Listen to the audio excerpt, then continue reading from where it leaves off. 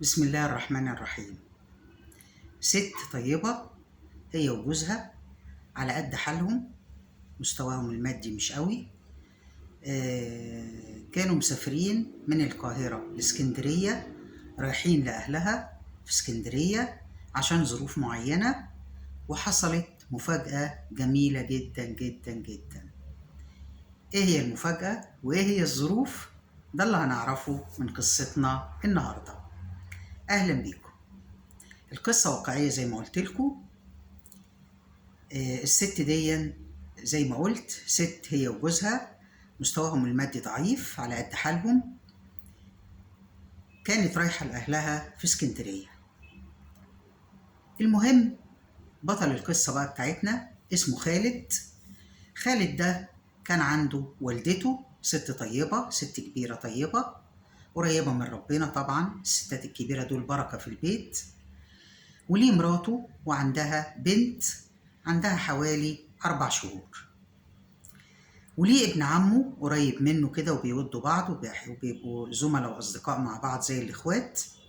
برضه متجوز ومراته عندها برضه بنت، والبنت دي عندها حوالي 4 شهور، يعني 4 شهور و5 شهور، قريبين في السن من بعض. بس هما بيتزاوروا كتير وقريبين من بعض وأصدقاء، مش بس قرايب، وزي الإخوات بيتفسحوا سوا وبيروحوا سوا وكده. المهم ليه كمان أختين، والأختين ممرضات بيشتغلوا في التمريض. ليه بقى ابن خالته في اسكندرية، عايش في اسكندرية. فاتصل بيه في يوم وقال له بقول لك يا خالد. قال له ايه؟ قال له انا اشتريت بيت جميل قوي وليه جنينة، والجنينة دي القعدة فيها حلوة قوي وجميلة جدا، بنسهر فيها انا والولاد، بتبقى السهرة حلوة قوي والجو حلو. وكان بقى ايه في الصيف، والصيف في اسكندرية جميل زي ما انتوا عارفين. ما تيجي وتجيب الست الوالدة وتجيب اخواتك، وهات ابن عمك اللي قريب منك الجميل ده، وقعدوا عندنا يوم ولا 2 ولا 3 أيام. فخالد طبعا قاعد يقول له والشغل والاجازات وهنقعد ازاي ونظبط ازاي، وانت عارف ابن عمي رخر بيشتغل واخواتي الاتنين بيشتغلوا، مفيش غير الست الوالدة هي اللي قاعدة في البيت ربنا يديها الصحة، لكن احنا الاربعة كده هناخد اجازات ازاي ومش عارف ايه. قال له بص سيبها على الله، واطلب الاجازة بنية صلة الرحم، لان انت كده جاي تصل رحمك، مش بس هتتفسح وبالتالي هتاخد ثواب. قال له خلاص ربنا يسهل، انا هنوي وربنا يسهل. قال له خلاص ماشي، واتفقوا على كده. تمام تمام. فرح خالد الشغل عشان ياخد اجازة، لسه بيقدم الاجازة للمدير بتاعه. قعد المدير يقول له طب انا عايز حد يشتغل بدالك، طب هات لي بديل، طيب مين اللي هيقوم بالعمل، هات لي اي حد يمضي لي ان هو هيقوم بالعمل. وقعد ايه يأزمها معاه، لان شغله يعني ما كانش ينفع قوي انه ياخد اجازة بسهولة، لانه كان بيشتغل في التدريس، والتدريس طبعا زي ما انتم عارفين حصص ومنهج ودروس والمنهج لازم يخلص وليه وقت معين وقصص كتير، فمش سهل المدرس ياخد اجازة.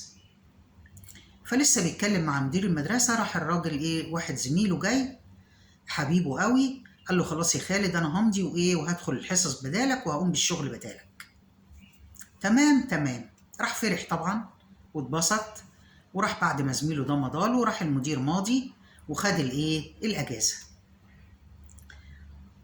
فروح بقى مبسوط وبيقول لهم ان انا ايه عرفت اخد الاجازه، انتوا عملتوا ايه؟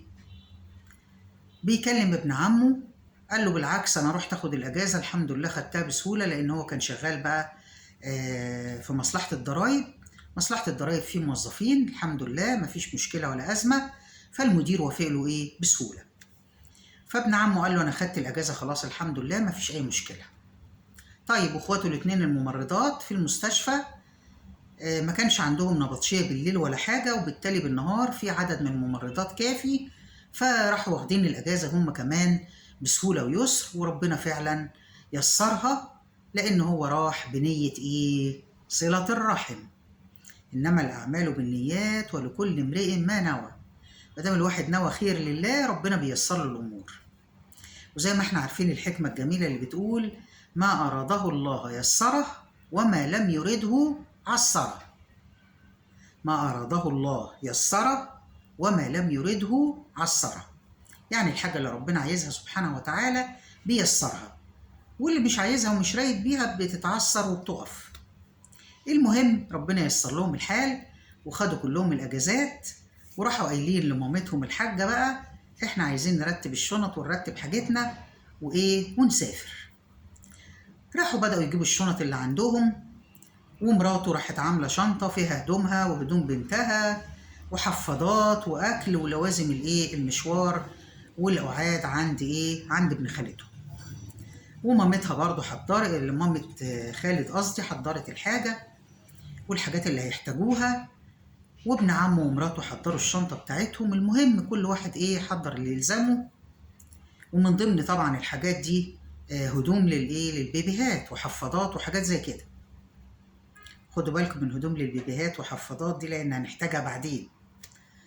المهم فراحوا الموقف، راحوا موقف أحمد حلمي اللي في رمسيس ده عندنا في مصر. الموقف اللي بنركب منه الإسكندرية اسمه موقف أحمد حلمي في رمسيس. فلقوا الميكروباص رايح اسكندرية، أيوة رايح اسكندرية، واتفقوا معاه. وطبعا عشان هم عددهم كبير فما كانش في مكان تاني في الميكروباص غير لواحد ومراته بس، هم دول اللي ركبوا معاه. الراجل ومراته دول كان شكلهم يعني على قدهم، بيقولوا ان مستواهم المادي يعني على قده. فراحوا راكبين العربية كلهم مع بعض، والعربية اتكلت على الله ومشيت في طريقها لاسكندرية. وهم ماشيين في الطريق الحاجة أم خالد لقت الست مرات الراجل دون عمالة تتألم وتتوجع وتيجي شمال يا عيني وهي قاعدة، وتيجي يمين ومش عارفة تقعد. فقالت لها: مالك يا بنتي، في ايه؟ انت ليه تعبانة؟ فيكي ايه؟ قالت لها: يا أمي أنا تعبانة. طب فيكي ايه؟ قالت لها: مفيش. مكسوفة تقول لها. فمشيت العربية شوية كمان، الألم زاد على الست جامد.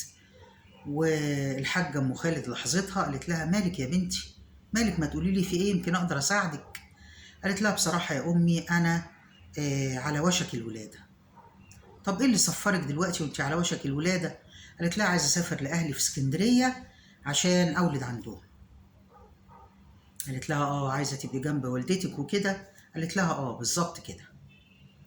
وهي طبعا يا عيني مسافرين عشان تولد عند والدتها، عشان حالتهم المادية زي ما قلت لكم في أول القصة يعني على قدها. المهم الألم زاد عليها في الوقت اللي كانت العربية قريبة فيه من نقطة تفتيش.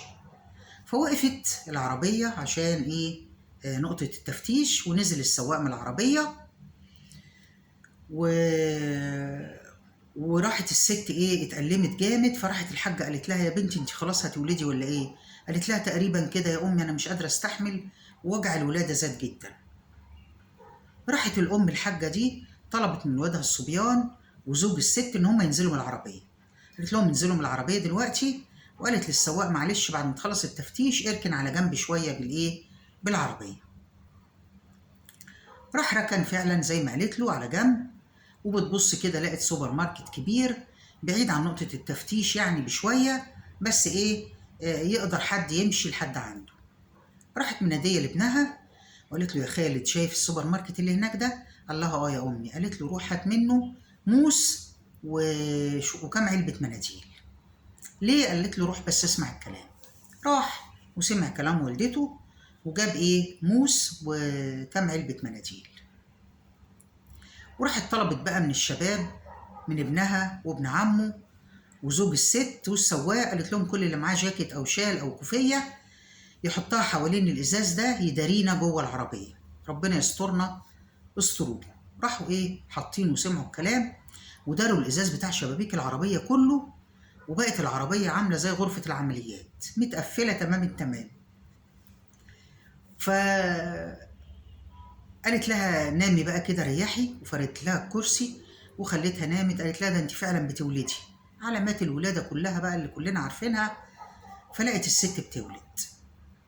راحوا الاتنين ممرضات اتصلوا بدكتورة عندهم، دكتورة أمراض نسا معاهم في المستشفى، طيبة كده بتحب تتعاون وتساعد، وسلموا عليها وقالوا لها الحالة كذا كذا كذا كذا كذا، نتصرف ازاي ونعمل ايه عشان ما نأذيهاش ونولدها صح، اعملوا 1 2 3.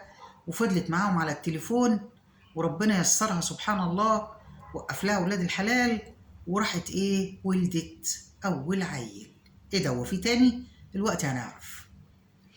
فراحت مسكت أول عيل وإيه، والحاجة دي أم خالد مسكت أول عيل وطبطبت عليه كده، ولحد ما إيه زي ما بنقلب العيل كده نمسكه من رجليه، وقعدت تطبطب على ظهره وتخبط على ظهره عشان لو في مية في بقه تنزل، لحد ما إيه ما راح معيط، عرفت إن هو خلاص كويس.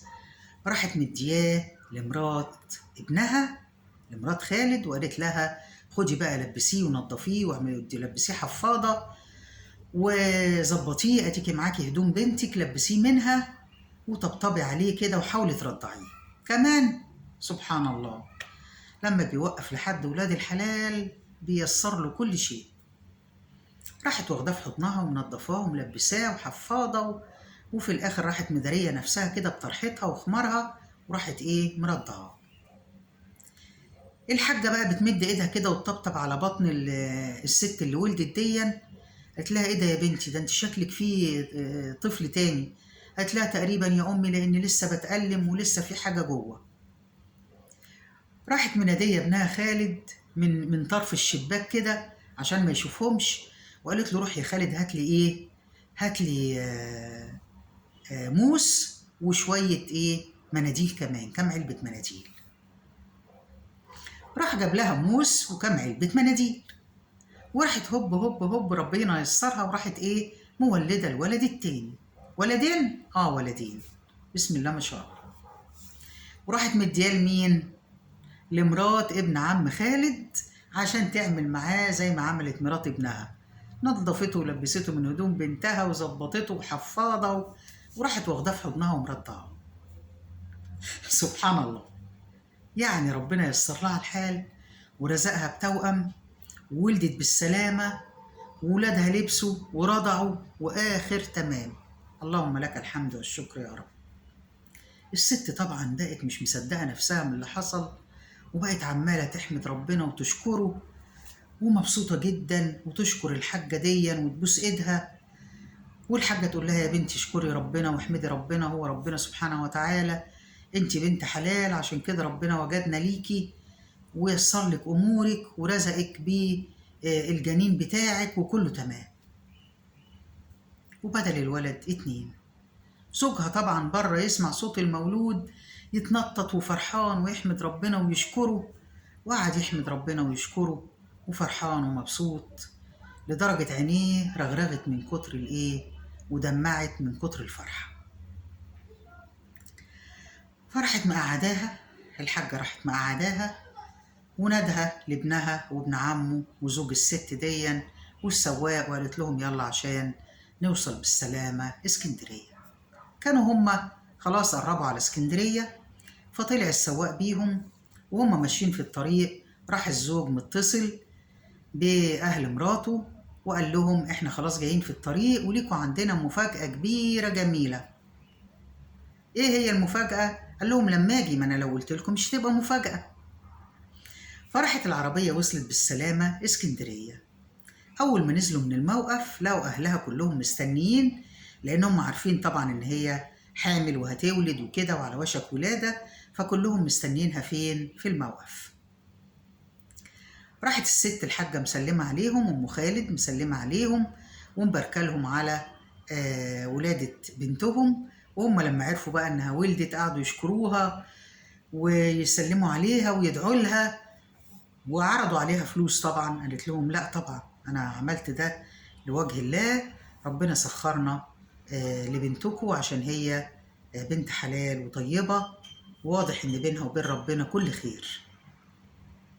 وصلت بالسلامة، وهم وصلوا بالسلامة راحوا عند ابن خالتهم عشان يقضوا الأيام، وربنا طبعا وفقهم وقضوا أيام جميلة وأجمل مما كانت هتكون عشان الخير اللي عملوه في الطريق. واللي عايز أقوله بقى من القصة الجميلة دي، بتحصل كتير فعلا الحاجات دي في الحياة، إن ربنا سبحانه وتعالى بيسر الشيء على أكمل وجه للي طبعا بقرب من ربنا وبيعمل عباداته وبيكون قلبه حلو ونظيف وصافي، ما بيكنش لا كره ولا بغضاء ولا ضغينة ولا حقد لأي حد. اللهم اجعل قلوبنا صافية يا رب، ودايما نقول يا رب وقف لنا ولاد الحلال وارزقنا بولاد الحلال اللي يتقوا ربنا، اللي يتقوك يا رب ويعاملونا بما يرضي الله. وحتى واحنا بندعي لبناتنا نقول يا رب ارزقهم بولاد الحلال اللي يتقوك فيهم ويرعوك في معاملتهم ويحافظوا عليهم ويصونوهم ويكرموهم. اللهم امين يا رب، اللهم امين يا رب. يرزق بناتنا وبناتكم كل الخير ويدينا الصحة والعافية، واشوفكم في فيديو جديد بخير وصحة وسعادة وقوة ايمان.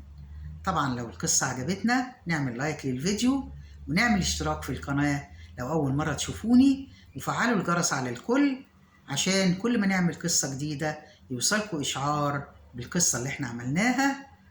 وأقول لكم مع سلامة الله، مع السلامة.